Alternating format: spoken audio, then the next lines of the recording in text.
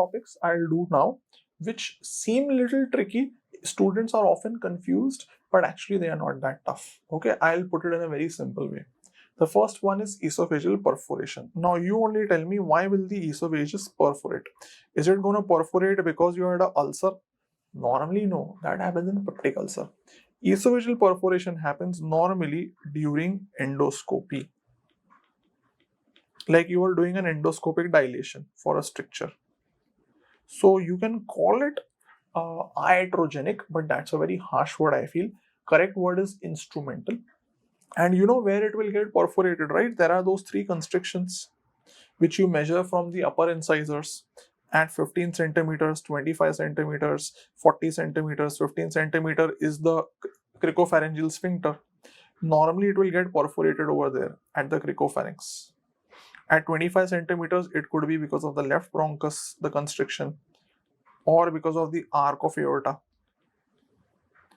And at 40 centimeters, it is at the diaphragmatic pinch.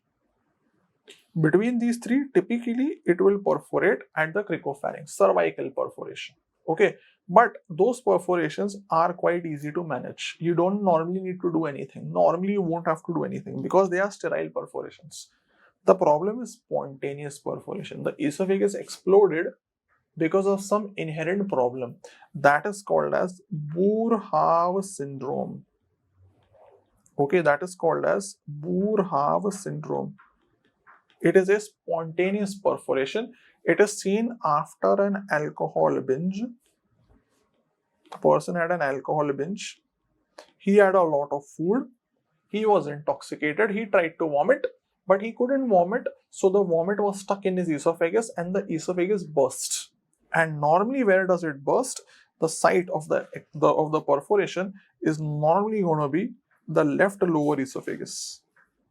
That is the weak area of the esophagus, the left lower esophagus. That's where it will explode.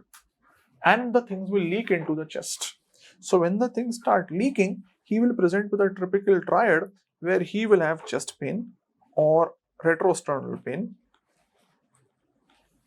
He will be retching. He will try to vomit, but he is unable to vomit. So there will be chest pain, there will be retching because the food is stuck in the esophagus and then it starts leaking. So vomit does not actually come out. This is happening because of his intoxication. And the third is he gets a subcutaneous emphysema. The air from the esophagus and stomach leaks into the chest wall and you can get some crepes in the chest wall. That is called as subcutaneous emphysema. The air is leaked over there. These three things together is called as Mackler triad. Okay, this is called as Mackler's triad. So this is the triad of Boerhaave. Understand, in Boerhaave, you will say, sir, how is it different from Mallory-Weiss? In Mallory-Weiss there is hematemesis. Here there is no hematemesis. Here there is chest pain. This is a true surgical emergency.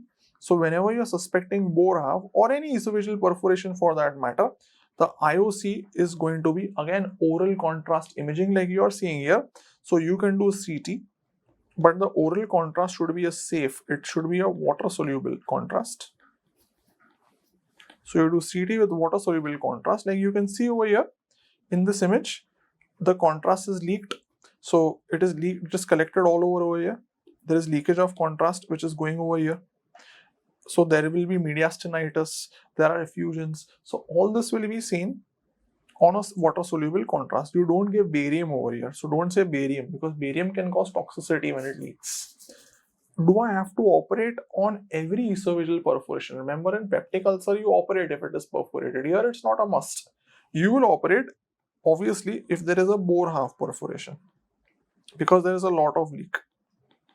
Or if the person is unstable, he is septic. Unstable patient is having septicemia, or he is having mediastinitis, these patients will have to be operated.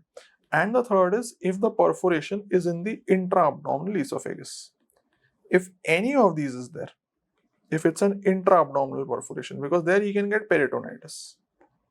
If any of these is there, you will have to operate.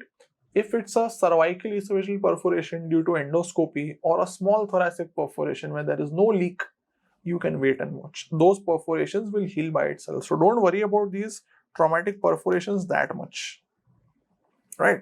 The problem is going to be spontaneous, like Boerhaave, because there the septic load is a lot, so it will cause mediastinitis, septicemia, and all, right? So this is one topic, very easy now, that is esophageal perforation. Second topic, again very conceptual, is going to be corrosive injury, like you consumed some acid or alkali. Which is more dangerous, of course, is alkali, because it will cause liquefactive necrosis. So the injury will be deeper. It will cause a liquefactive necrosis. But acid burns or acid injuries will cause coagulation, so they will be relatively shallow. So these kind of things you would have consumed either accidentally or because if you are trying to do suicide. So these are going to be corrosive injuries. Now what will happen when you consume them? They will cause burns in the esophagus. So the clinical presentation is very classical. He will have a severe heartburn.